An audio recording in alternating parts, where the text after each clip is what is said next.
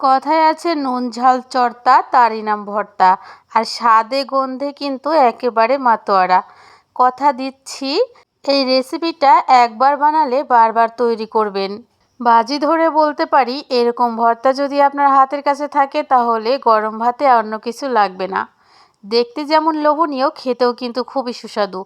একবার হলেও এইভাবে বটবটির ভর্তা তৈরি করে দেখবেন। কথা দিচ্ছি স্বাদ ভুলতে পারবেন না। হ্যালো এভরিওয়ান, আসসালামু আলাইকুম। Welcome back to my channel. সবাইকে ওয়েলকাম করছি নতুন আরও একটা রেসিপি দেখার জন্য। তো শুরুতে এখানে আমি বেশ কিছু বটবটি নিয়েছি। আর বটবটিগুলো আমি খুব ভালো করে পরিষ্কার করে ধুয়ে বটবটির দুই সাইড খুব ভালো করে আমি কেটে নিয়েছি। এবার আমি বটবটিগুলো একটা ছুরি দিয়ে সমান করে টুকরো টুকরো করে কেটে নিচ্ছি। সাইডটা সমান করে নিয়েছি, এতে করে সবগুলো বটবটি এক সাইজের কাটা হবে। সম্পূর্ণ বটবটি আমার কেটে নেওয়া হয়ে গেছে, দেখেই বুঝতে পারছেন। এবার আমি চলে যাচ্ছি পরবর্তী স্টেপে। চুলায় একটা প্যান বসিয়ে দিয়ে দিচ্ছি আমি 2 চা চামচ সরিষার তেল। এবার আমি 4 থেকে 5টা শুকনো লঙ্কা দিচ্ছি।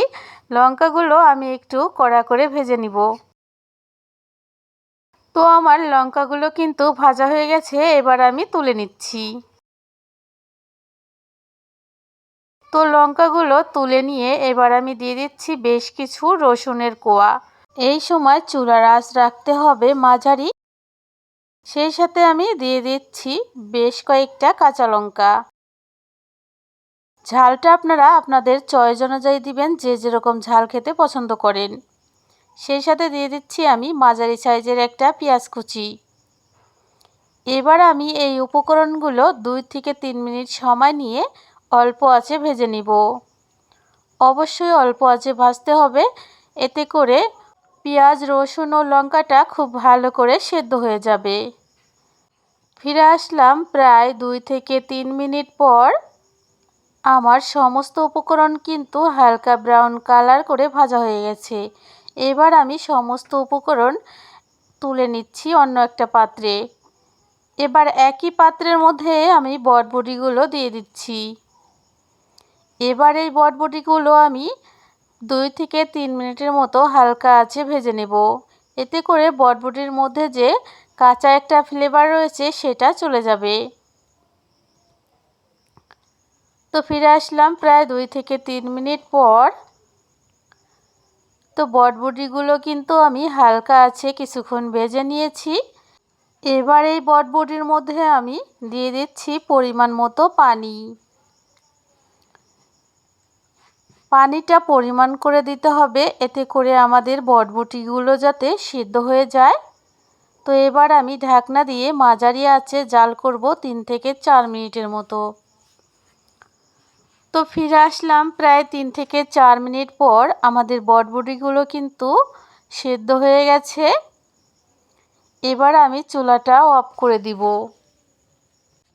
এবার আমি সম্পূর্ণ বটবটি একটা পাত্রে তুলে নিচ্ছি।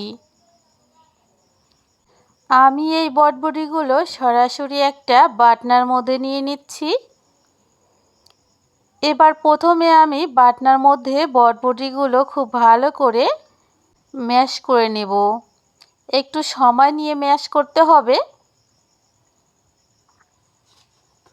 তো বন্ধুরা, দেখেই বুঝতে পারছেন বটবটিগুলো আমি কিভাবে ম্যাশ করে নিচ্ছি।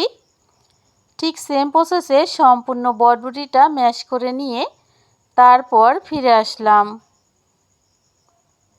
এবার আমি দিয়ে দিচ্ছি আমি যে রসুন, পেঁয়াজ, লঙ্কাটা ভেজে রেখেছিলাম সেটা।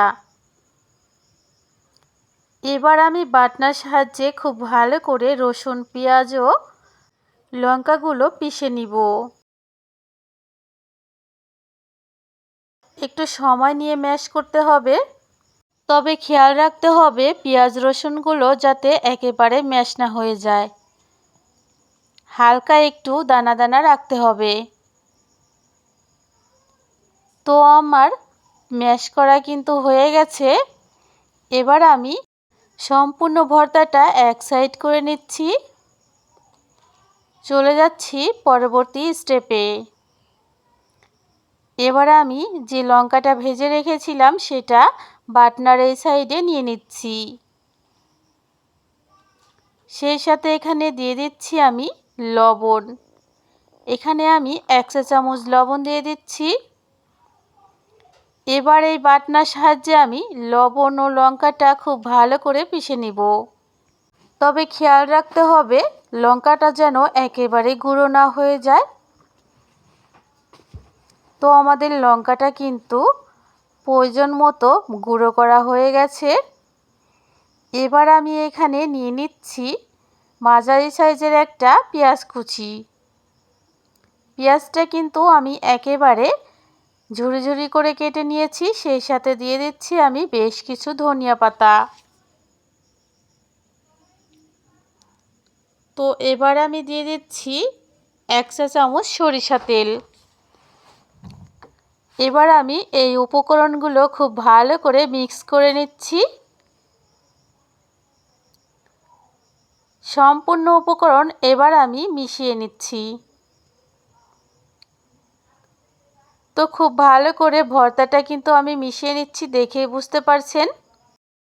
ভর্তাটা দেখতে এখনই কিন্তু দারুণ লাগছে আর খেতেও কিন্তু খুবই সুস্বাদু। একবার হলেও কিন্তু এইভাবে ভর্তাটা তৈরি করে দেখবেন।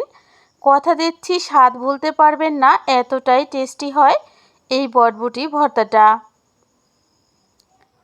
আর দেখতেও কিন্তু মাশাআল্লাহ। একবার হলেও এই রেসিপিটা ট্রাই করে কমেন্ট করে জানাতে ভুলবেন না কেমন লেগেছে। এবার এই ভর্তাটা আমি খুব কাছ থেকে আপনাদের দেখিয়ে দিচ্ছি। দেখুন ভর্তাটা দেখতে কতটা লোভনীয় হয়েছে। আর এই ভর্তাটা দেখতে যতটা লোভনীয়, খেতে কিন্তু তার থেকেও দ্বিগুণ টেস্টি। তো বন্ধুরা, এই ভর্তাটা আপনাদের কেমন লেগেছে কমেন্ট করে জানাতে কিন্তু ভুলবেন না। আজ এখানেই বিদায় নিচ্ছি, দেখা হবে আগামী পর্বে। সেই পর্যন্ত ভালো থাকবেন। আল্লাহ হাফেজ, আসসালামু আলাইকুম।